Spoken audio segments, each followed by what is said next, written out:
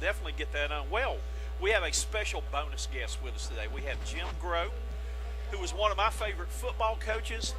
But, Coach, you have changed gears. We all seem to have to do it sometimes. I got out of coaching 8 years ago. I went to broadcast, but you're now a part of the ACC Gridiron Live on Fox Sports. Yeah, it's exciting. Tell us about that. Well, we're going to have a Wednesday night show, 16 weeks, starting the last Wednesday in August, 27th, and it's a live show. That's got me a little bit nervous, being a live show. You know, hillbilly on the TV live. But we're going 10 to 11 Wednesday nights, and it's all ACC football. It's going to be fun. Well, you probably won't make the same mistake I made being a commentator. I was calling a high school football game one time and got excited and tried to say there was a flag on the play, and it came out there was a fag on the play. And the guys in the truck never let me forget about that. So now I say there's laundry on the field. There you go. I don't take that chance anymore. Like so that was my major blooper that I learned from, though.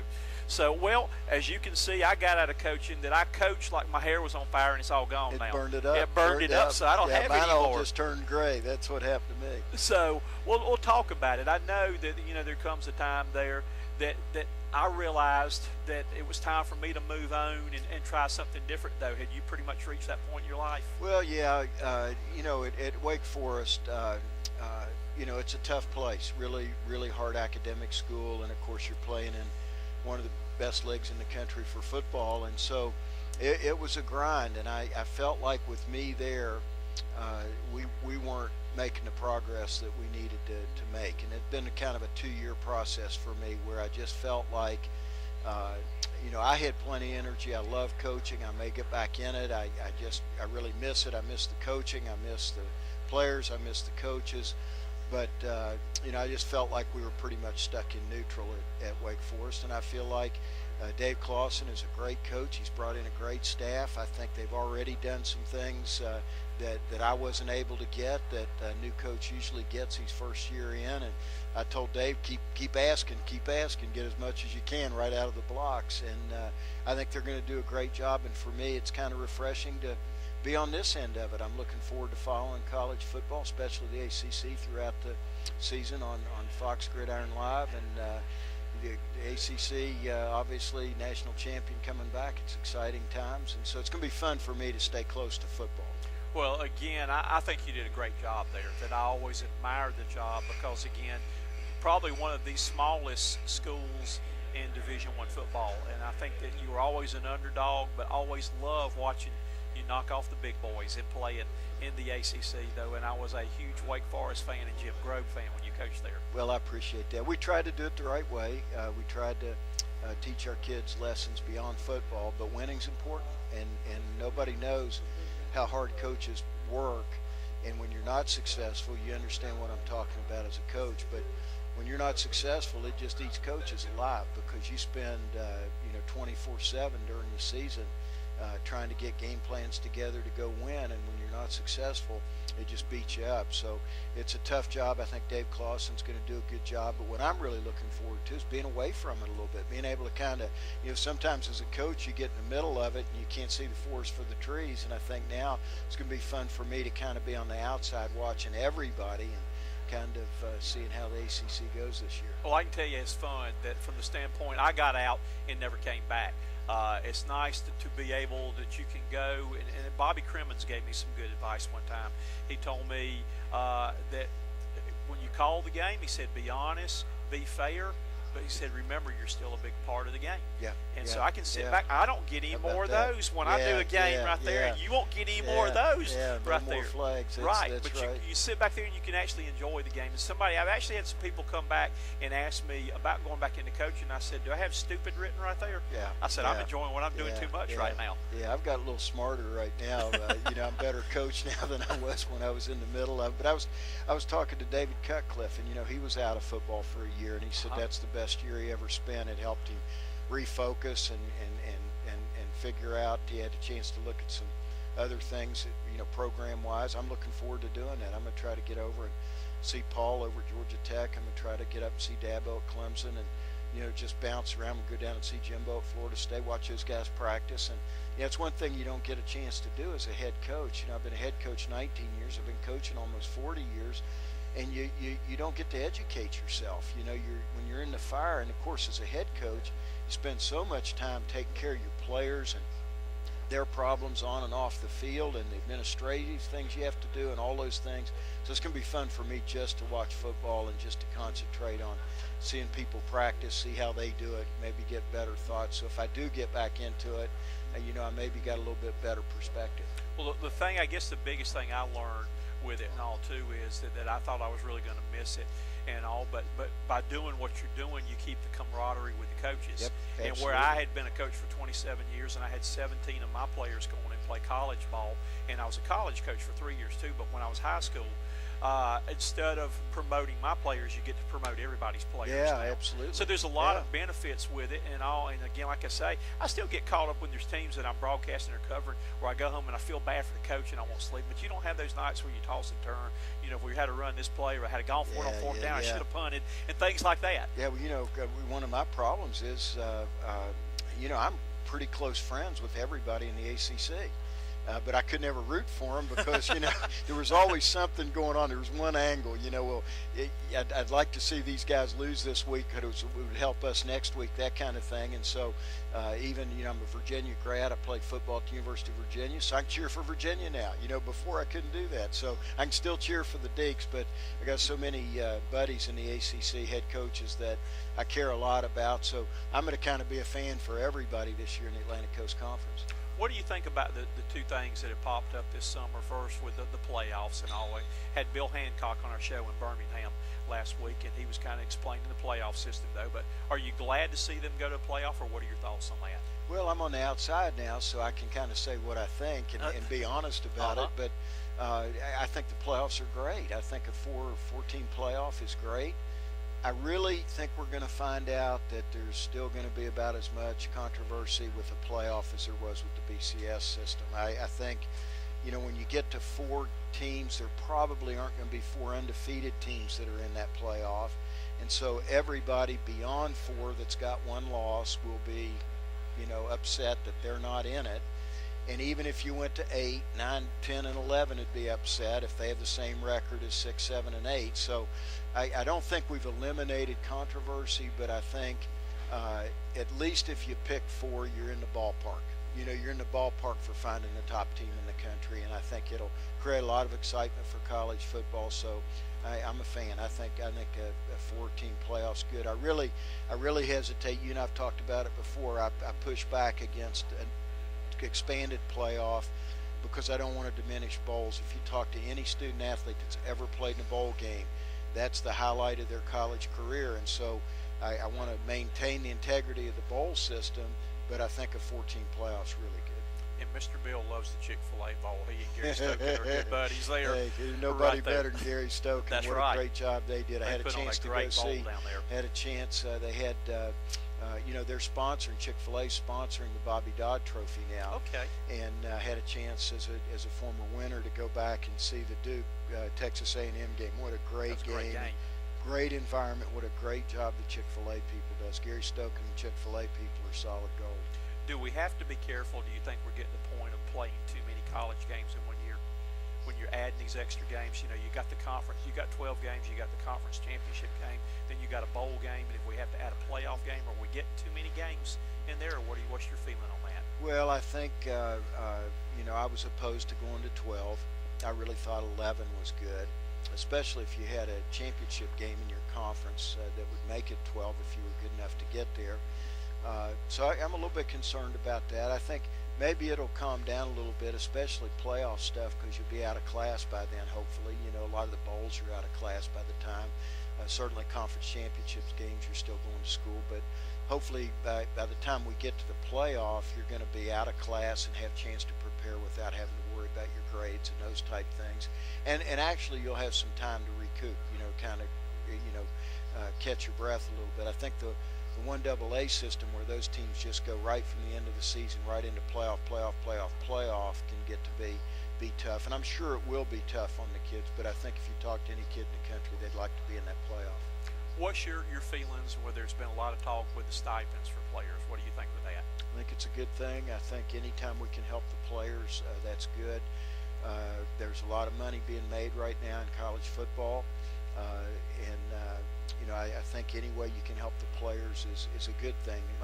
As a dad, I have concerns.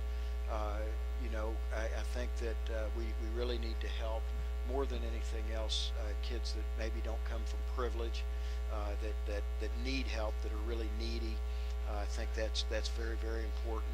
Honestly, when you start giving stipends, about half your team you're going to give a stipend to doesn't need it. You're just going to be throwing it away. Right. And I have found as a parent and as a coach that sometimes extra money is a problem for kids. They do some things they shouldn't be doing. So, but that aside, I think we're going in the right direction. I think it's going to take some tweaking here and there, but I think certainly with the popularity of college football, the direction that we've gone, especially with the revenues that are coming in right now, and primarily I'm talking about the BCS level. As you get down to some FBS schools, there's some schools there that are barely making ends meet or maybe not making ends meet. So to increase the cost of their ability to pay the student athlete would probably be a stretch. But at least for the Big Five schools, the power schools, it makes perfect sense to me that you try to help the student athlete as much as possible. And it might be, to me, it could be something that's not even cash oriented. It could be things like giving you a couple trips back home if you live, paying for a couple airfares, paying for parking. That's something that right. Every coach in the country will tell you their biggest issue is parking. You get kids with 100 parking tickets and they're $50 a piece, and so, but just buy them a parking pass. That would be something that right. would be really good. Fly their parents into some games, if they're needy, if they need that, that. I think those are the kind of things that would not tend to get kids in trouble because they end up with too much money in their pocket, but would help them. So I'm totally for the student athlete. I think we're to the point right now where there's enough money being made. We ought to find out a way to help our kids a little more. And you kind of answered my next question right there too. Would it be good to maybe incorporate, like you said, parents lots of times they'll never get to see where their kids go to school. A lot of the needy right. ones there. Right. Never, it would be so neat for them to get to go and enjoy in a bowl yeah. scenario with their kids, or maybe Coach Schaefer had a great observation here to actually fly the parents in to get to see their son or daughter graduate. And include those in the stipends. Absolutely, with that. So. And because that would put an emphasis on graduation. Right. I think Scott's got a great point. That would like be that. awesome. The other thing is, I always feel bad when kids that you have to fly in for an official visit, the parents can't afford to come. And it's important for parents to be on official visits, to be able to come in. Know where your son or daughter's going to school? Yeah, and we've already increased who we can buy meals for, when they come in. So there are a lot of things that we could do that wouldn't necessarily hand too much cash to the kids, but I think the kids need spending money too. The kids that come from means have the ability to go to school and they have spending money. And I've heard the statements that I can't even buy a hamburger. Well, that's not really true. Needy kids get Pell Grant, and that right. ends up being about $3,000 a semester. At least it was at Wake Forest, $2,900, and that's spending money. And then right. you also get from the NCAA, you can also get an assistance for clothing. So, if you're really needy, you're getting some help, but it's probably not enough right now. And I saw a concern when a comment when we were in Birmingham last week that one of the athletes there asked a question made about, well, it'll make me play harder if I don't play for money. That something's gotten lost on that though. You should be playing hard anyway. You're going to play harder because you get paid for it now. I didn't like that statement. Well, it's really silly. When I coached at Emory Henry College Division III, that's the most fun. I coached offensive line that year, and I had more fun with those guys. They would come off the field dusty and muddy and bloody and beat up and worn out, and their uniforms would be soaked with sweat, and they loved every second of it and didn't get a nickel. They're paying their own way to school, and the only reason they were playing football is because they loved it. They loved the game. And that's the most fun I've had. And of course, I coached in high school for a couple of years, and I had fun there because the kids were just playing because they loved it. They didn't have to play. And I don't want to get away from that in college, where you've got kids playing for the love of the game, not for paying for a paycheck. Now, the flip side of that is, when I was at Ferrum Junior College, before I went to the University of Virginia, I was work-study, and I helped clean Garber Hall every night at Ferrum, and I had to go mop floors and clean blackboards and empty trash cans, and that's how I got through Ferrum. And so when I got to the University of Virginia and had a full scholarship, I thought I died and gone to heaven. So I know the value of having your education paid for, but I think any ways we can figure out to help the kids without getting that mentality that I'm a professional athlete in college, because honestly, they are working for their scholarship. 20 hours a week on the football field is tough. Going to meetings, going to practice, and you're not including the training room. They got to do that on their own. But when you look at meetings and practice and weightlifting and travel and all the things we ask them to do, we need to treat them as well as we can. And they don't have time for a part-time job or something not like that. Not at all. No, not at all. All right, last question, because I know your colleague is back here again, so I'm not going to hold him up all day right now. Now that you've got some time, now I've started working on mine when I got a coaching out there. Have you started working on your bucket list yet? Have you got any things on your bucket list that you want to do now? Really right now we're just breathing. Holly and I have been in the fire for so long. We moved out of Winston-Salem. We're down in Georgia right now. We're at Reynolds Plantation down in Georgia. Probably the happiest camper around is my wife Holly right now. She's kind of enjoying being out of the fire a little bit. People forget that probably the toughest job in coaching is being the wife of a coach. Right, absolutely. They have to hear all the criticism, and they don't get to make one call. They don't call a blitz. They don't call a running play. They don't call anything, but they got to sit in the stands and listen to all the criticism and read in the paper all the criticism. And so I think right now the happiest person to be out of the fire is my wife Holly, but we're just breathing right now. Just kind of catching our breath a little bit. We're trying to sell a house in Winston-Salem. We're in a new house down. We finally know what the light switches are for. We're not bumping into furniture in the middle of the night, so that's been good. But working for Fox is really going to be special. I love the guys. Right now that I'm working with, Coy Wire and Algie Crumpler and James Bates are fantastic. The Fox people are going to do a great job with this. We're going to do interactive stuff.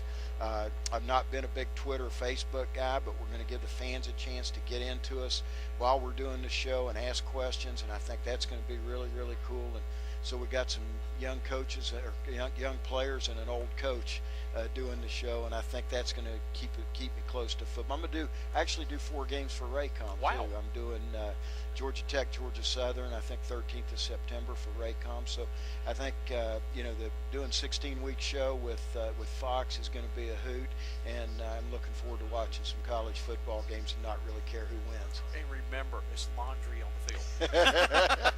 I'll remember that. I told somebody that, and they got to thinking about it where they wouldn't even say it for being scared of what I told them. Yeah, well, right now the old coach needs coached up in this new profession, so I'm looking forward to it. So again, tune in. I look forward to tuning in to seeing Coach Grobe with ACC Gridiron Live on Fox. Can be so fun. You went to Fox, I went to Cox. There you go. I like it. But we appreciate you coming by and enjoyed hearing from you, and hope you have a lot of fun and get to sit back and enjoy a little bit right now. Yeah, thanks, man. I appreciate it. Thanks for putting me on. Great seeing you. Jim Grobe has been our guest on today, and that's going to wrap us up today from Radio Row. So we ended with a good one today.